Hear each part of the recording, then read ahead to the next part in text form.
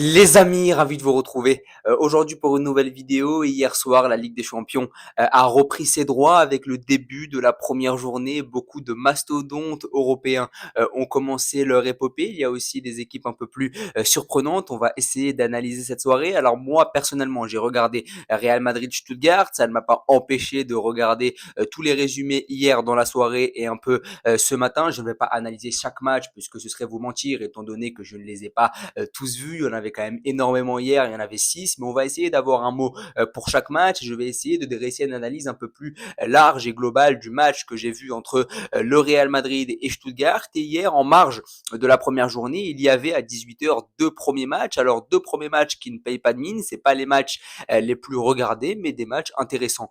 Néanmoins analysés, on avait Young Boys de Berne contre Aston Villa et Juventus Turin PSV Eindhoven. Alors je pense que Juventus Turin PSV Eindhoven était le match le plus excitant des deux. J'ai vu le résumé en tout cas d'une minute 50, de 2 minutes qu'on peut trouver sur YouTube. C'est compliqué parce que l'UEFA bloque beaucoup de résumés, mais ce Juventus PSV était intéressant puisqu'en voyant la composition de la Juventus Turin, je me suis dit il y a beaucoup de joueurs qui ne payent pas de mine, il y a beaucoup de joueurs qu'on a tendance à sous-estimer mais qui peuvent créer une équipe très forte sur le plan collectif. J'ai l'impression que le board de la vieille dame a décidé de miser sur des joueurs prometteurs de Serie A. On a notamment Pierre Kaloulou sur le côté droit qui est prêté par l'AC Milan avec une option d'achat à 3 millions il me semble. Il y a aussi Nicolas Gonzalez, l'ancien ailier de la Fiorentina qui a d'ailleurs marqué hier. Il y a aussi l'énorme arrivée de Coupe Miners dans ce rôle un peu de relayeur numéro 10 pour apporter un peu de créativité. Je ne dirais pas qu'il vient pour remplacer Rabiot puisqu'il peut carrément jouer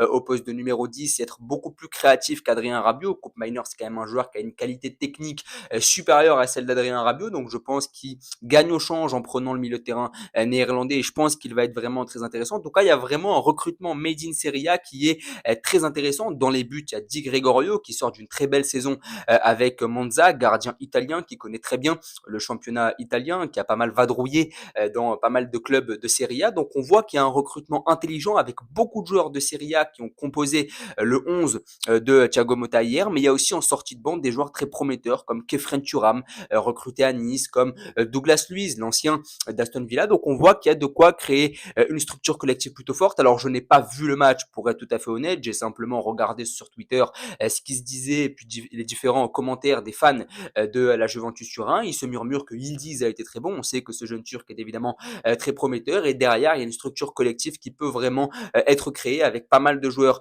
de Serie A en sortie de bande, des joueurs prometteurs qui ont joué en Ligue 1, en Première Ligue, donc là aussi pour créer une équipe forte sur le plan collectif. Et ça, c'est vraiment le projet de jeu qui est prôné par Thiago Motta, lui qui a réussi à faire de très belles choses collectivement du côté de Bologne la saison dernière, les qualifiant pour la Ligue des Champions. Et en Serie A, même si la Juventus Turin reste sur 2 matchs nuls en 4 matchs, il y a 0 but encaissé. Donc on voit que défensivement, c'est une équipe qui s'appuie aussi sur des valeurs sûres avec Gatti ou encore Bremer qui étaient présents la saison dernière. Donc on voit que la Juventus Turin peut vraiment faire quelque chose. Alors est-ce que la Juventus Turin va terminer dans le top 8 qui te qualifie directement pour les huitièmes de finale? Je ne sais pas. Mais en tout cas, sur ce premier match face au PSV Eindhoven, ça m'avait l'air plutôt surprenant et encourageant pour la suite. Et côté PSV Eindhoven, j'ai été plutôt déçu. Alors évidemment, je n'ai pas vu le match, donc je ne sais pas ce que ça a donné clairement. Peut-être que ça ne reflète pas la physionomie du match comme pour Real Madrid-Stuttgart sur lequel on s'attardera juste après. Mais pour le PSV, je vois quand même pas mal de joueurs de qualité, pas mal de joueurs qui fournissent la sélection néerlandaise en joueurs de qualité. Et j'ai plutôt été déçu puisque l'équipe du PSV Eindhoven, à la base, c'est une équipe qui en Ligue des Champions est plutôt performante. Et j'ai plutôt été déçu par ce résultat parce qu'il y a pas mal de joueurs de qualité du côté du PSV Eindhoven, notamment sur le plan individuel, que ce soit au milieu ou en attaque. Et j'ai été assez déçu par ce résultat. Aston Villa qui s'impose en Suisse 3-0, ça n'est pas vraiment surprenant. Même si Aston Villa manque quelque peu d'expérience, c'est pas surprenant qu'ils aillent s'imposer du côté de Berne. C'est quand même une équipe de première ligue qui impose du rythme. Donc même si tu manques d'expérience, tu affrontes quand même une équipe suisse. Donc c'est normal qu'une équipe de première ligue qui joue le haut tableau en première ligue soit supérieure. Là aussi, il y a pas mal de qualité du côté d'Aston Villa et j'ai hâte de voir ce que ça va donner sur les matchs contre des adversaires un peu plus qualitatifs, puisque c'est une équipe qui manque d'expérience, mais qui a quand même pas mal de qualité en termes de jeunesse, en termes de qualité individuelle, donc j'ai hâte de voir ce que va donner Aston Villa. Et si on s'attardait maintenant sur les matchs de 21h, les amis, parce que les matchs de 21h étaient vraiment très intéressants, et je vais d'abord évoquer le match que j'ai vu entre le Real Madrid et Stuttgart, et le moins que l'on puisse dire, c'est que le Real Madrid a vraiment été bousculé par une très séduisante équipe de Stuttgart. Vraiment belle équipe allemande hier, notamment sur les 15-20 premières minutes, on a senti une équipe de Stuttgart qui voulait vraiment jouer, et ils ont été fidèles au principe prôné la saison dernière au final, cette équipe de Stuttgart. Parce que la saison dernière, on rappelle quand même que cette équipe de Stuttgart finit deuxième de Bundesliga, dauphin du Bayer Leverkusen, qui est peut-être la meilleure équipe de Bundesliga sur le plan collectif des 10 dernières années. Ils grillent la politesse au Bayern Munich en finissant devant eux. Beaucoup l'oublient, mais le Bayern l'an dernier finit troisième de Bundesliga, grillé lors de la dernière journée au finish par Stuttgart. Et même si Stuttgart a perdu pas mal de joueurs de qualité qu'ils ont quasiment tous vendus à la concurrence, que ce soit Anton vendu à Dortmund, le défenseur central, Guirassy vendu à Dortmund là aussi devant, c'était lui qui marquait tous les buts, ou encore Ito parti du côté du Bayern Munich. Donc ils ont renforcé des concurrents, ils ont perdu des joueurs qui créaient une structure très forte de cette équipe de Stuttgart, et finalement une équipe de Stuttgart qui, même si elle réalise un début de saison compliqué en Bundesliga, a réussi à bousculer le Real Madrid. Mais ce match-là, entre le Real Madrid et Stuttgart, m'a beaucoup rappelé la finale de la Ligue des Champions de l'année dernière, où Dortmund, équipe allemande aussi, qui joue au football, qui propose quelque chose en termes de pressing, en termes de jeu collectif, et bien l'an dernier, sur la finale de Ligue des Champions, Dortmund était allé chercher le Real Madrid. On se rappelle du poteau d'Adeyemi, on se rappelle du poteau d'Adeyemi, du poteau de Füllkrug, on se rappelle vraiment que Dortmund avait eu énormément d'occasions sur la première mi-temps face au Real Madrid, ils n'ont pas su les concrétiser, et derrière en deuxième mi-temps, le Real Madrid qui avait proposé une production très rudimentaire sur la première période a réussi à se montrer efficace dans la deuxième mi-temps. Et hier, c'était un peu ça. Stuttgart a eu beaucoup d'occasions. Il a fallu compter sur un grand Courtois pour préserver le but du Real Madrid. Mais derrière, on a une équipe du Real qui est évidemment très efficace et qui pique directement à la sortie du vestiaire avec ce magnifique but, super passe de Tchouaméni, superbe remise de Rodrigo, et Mbappé qui coupe, fidèle à ses principes. Mbappé, il en met énormément des buts comme ça, et c'est pas des buts qui sont faciles à mettre parce qu'il faut être placé au bon moment, il faut savoir éviter le hors-jeu, savoir prendre en compte le défenseur qui est juste à côté, qui peut mettre le pied à tout moment. On lui en avait enlevé une ou deux en première mi-temps comme ça, Mbappé, avec un défenseur de Stuttgart qui met le pied au dernier moment. Donc globalement, sur les 15-20 premières minutes, Stuttgart peut nourrir énormément de regrets parce qu'ils ont des occasions, parce qu'ils produisent quelque chose collectivement. Vraiment, les jeux en triangle, j'ai été très impressionné par les jeux en triangle de Stuttgart et cette organisation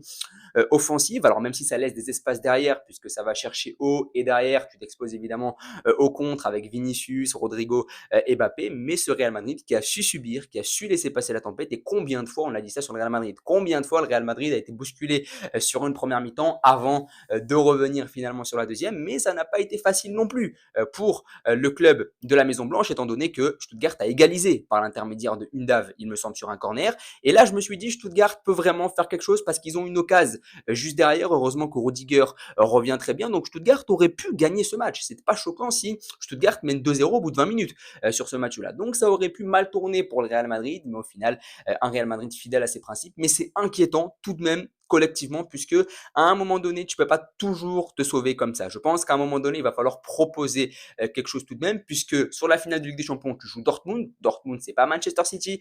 Dortmund, c'est pas le Bayern Munich qu'on peut voir notamment cette année, on en parlera juste après. Donc tu peux quand même te faire piquer si tu joues des adversaires de plus grande qualité. Avec ce nouveau format de la Ligue des Champions, tu vas être amené à jouer des adversaires de qualité dès la phase de poule, et je pense que le Real Madrid peut être piqué. Après, évidemment, c'est le Real Madrid, on le sait, ils ont une tendance, une capacité à s'en sortir très souvent. Mais voilà, sur les 15-20 premières minutes, une équipe de Stuttgart séduisante collectivement qui n'a pas su concrétiser ses occasions, et ça c'est préjudiciable puisque contre le Real Madrid, il faut marquer directement. Le Real Madrid qui s'est parfaitement repris en proposant quelque chose de très intéressant sur la fin de la première mi-temps et sur le début de la deuxième, c'est là qu'on a vu le but de Mbappé. Derrière Stuttgart, il y a eu une résurgence de l'équipe allemande avec l'égalisation d'Undav. On a même pensé que Stuttgart pouvait gagner le match, mais derrière, le Real Madrid est évidemment très létal sur les dernières minutes pour finalement s'imposer 3-1. Collectivement, ça peut paraître inquiétant puisque tu subis quand même face à une équipe novice en Ligue des Champions, mais d'un autre côté, tu as une capacité à t'en sortir. On va maintenant parler du Bayern Munich. Le Bayern Munich qui s'est imposé 9-2 face au Dynamo Zagreb. Je me demande si c'est pas un record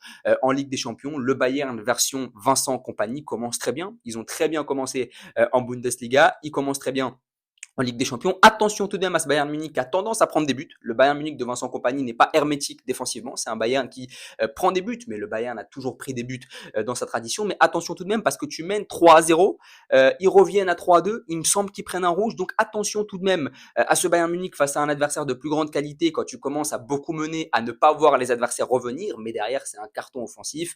Zagreb très maladroit défensivement avec 3 pénaltys concédés. Donc il y a aussi la faiblesse de l'adversaire. Zagreb a perdu ce week-end face à l'Hajduk Split à domicile. Donc peut-être qu'il n'était pas suffisamment en confiance. Mais en tout cas, tu affrontes un adversaire plutôt faible en Ligue des Champions. C'est aussi les limites de ce système de Ligue des Champions. C'est qu'il va y avoir beaucoup d'écart entre les équipes. On va avoir un Brest-Real Madrid. On va avoir beaucoup de matchs comme ça où il y a beaucoup d'écart entre les adversaires. Mais au final, cette équipe du Bayern, très intéressante et en festival d'un point de vue offensif. Même les remplaçants se sont mis au diapason avec Sané et Goretzka qui ont marqué sur la fin du match. Bien pour des joueurs qui ne sont pas vraiment en confiance. Le baptême de feu pour Olysée qui marque 2 buts. Donc voilà, très intéressant Bayern Munich. Attention tout de même quand tu mènes beaucoup à ne pas voir l'adversaire, aussi faible soit-il, revenir.